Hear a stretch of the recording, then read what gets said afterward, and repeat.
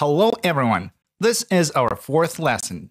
Today we will be unwrapping our model and getting familiar with UV Toolkit.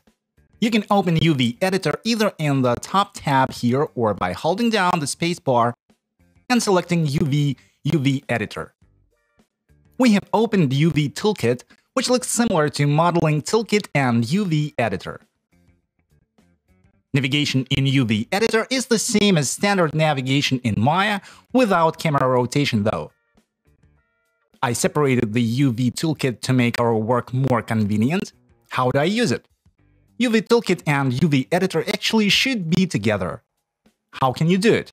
Just grab the UV Toolkit and drag it to the edge and release it.